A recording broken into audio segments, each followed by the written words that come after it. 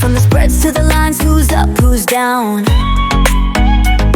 We're crunching the numbers, calling the plays, talking all sports in a big time way.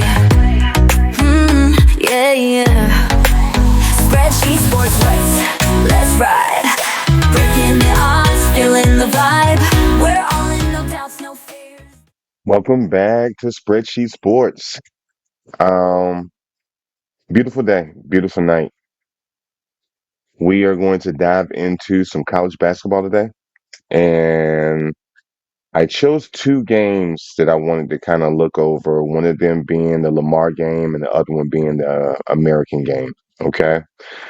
Um, and before we even get into that, I can't start without saying thank you.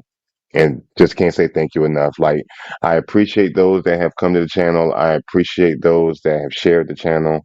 I appreciate those that got some value out of the content from some of the other content that I put out.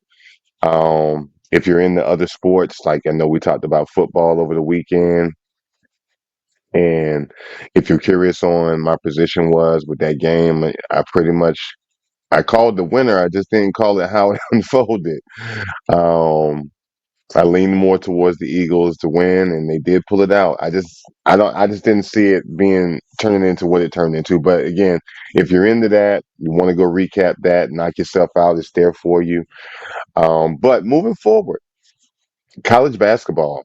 Right now, we are sitting smack dab in the face of college basketball, getting ready to move our way into March Madness. You got CIAA coming up. Those particular tournaments are going to have high value.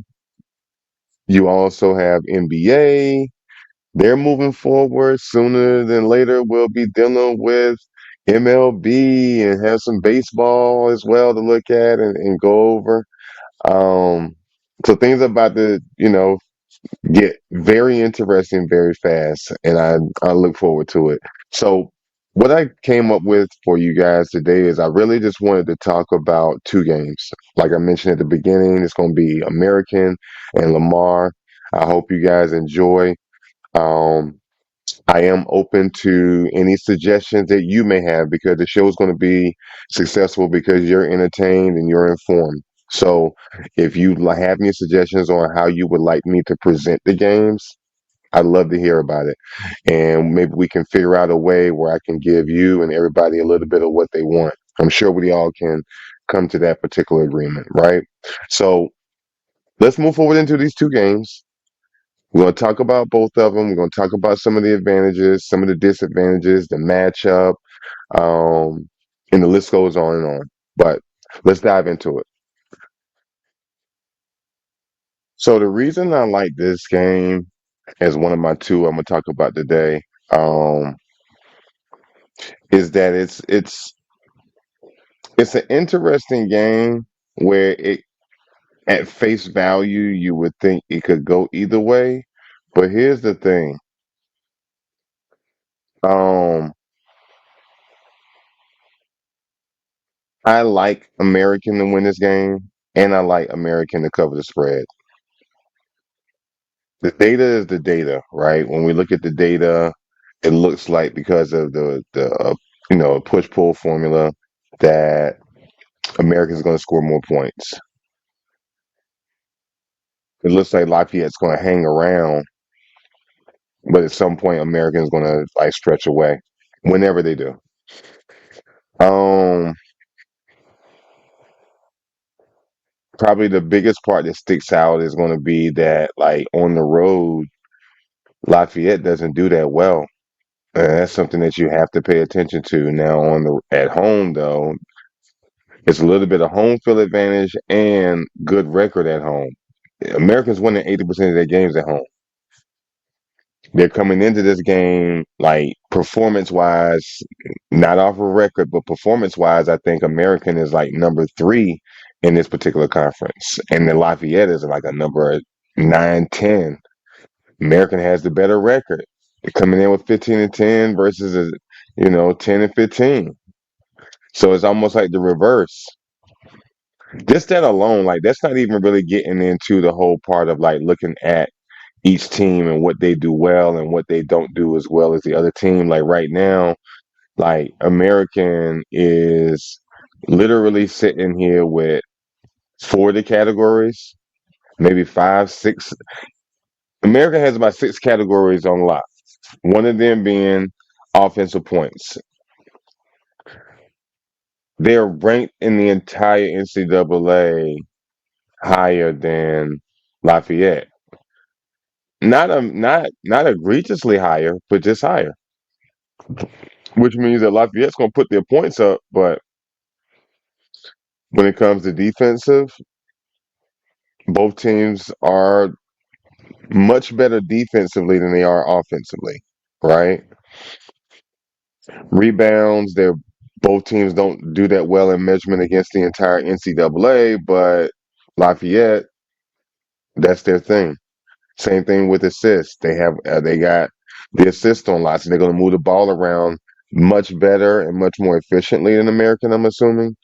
So, with all of those different factors in place, that's again, I just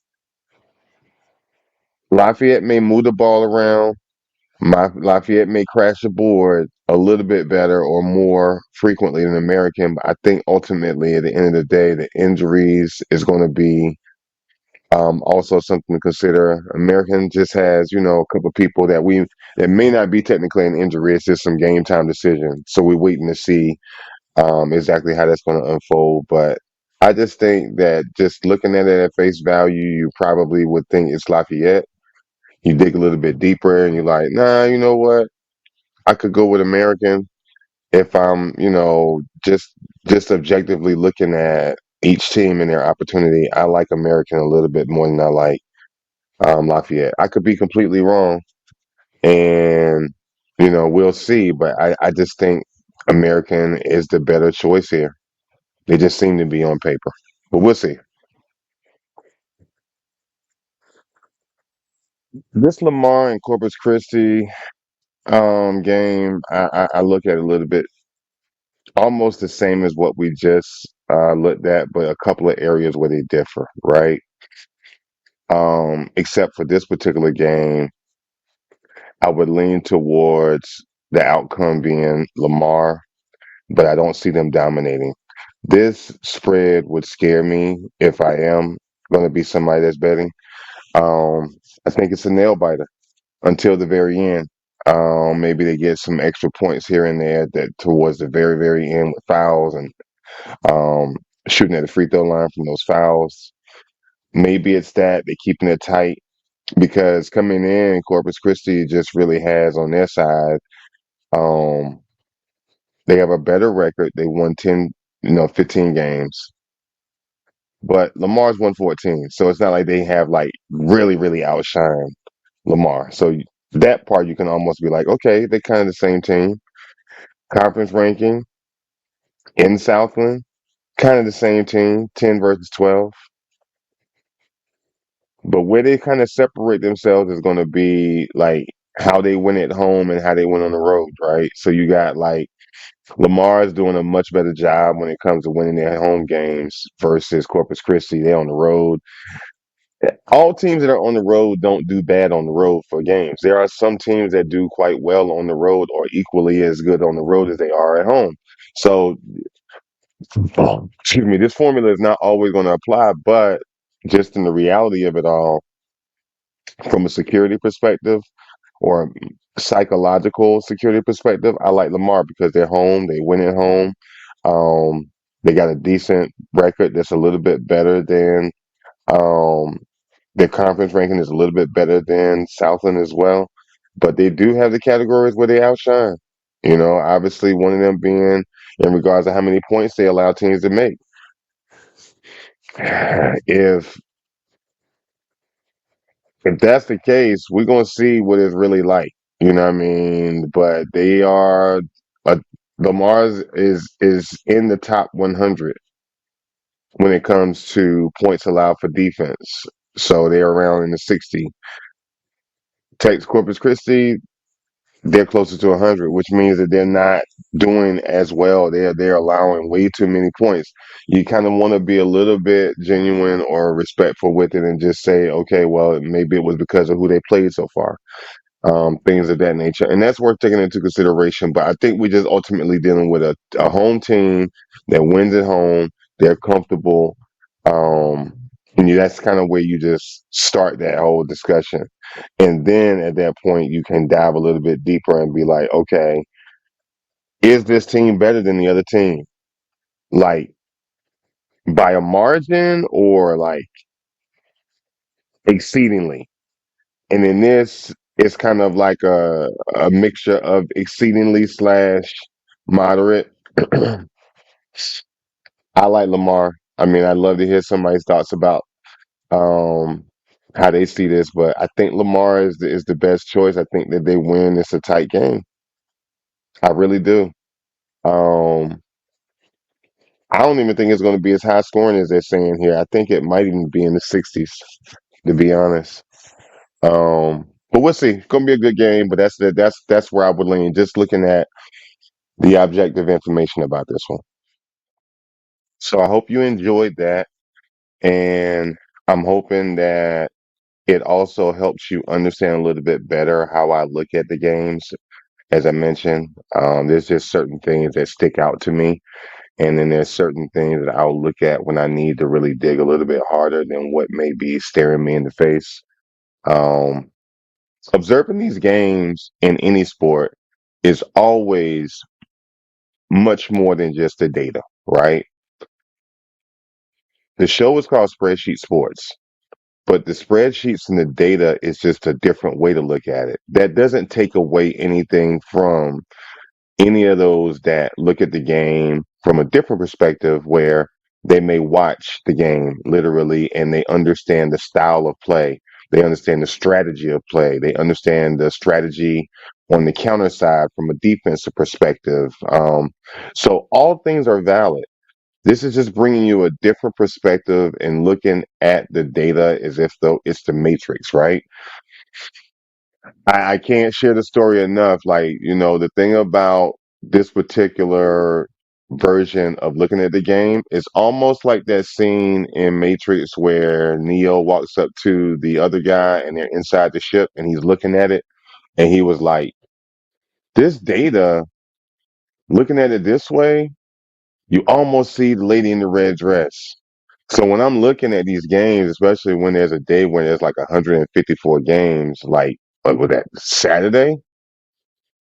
Yeah, there's no way in the world that you can do that and look at 154 games and really just kind of like find some games that you want to watch.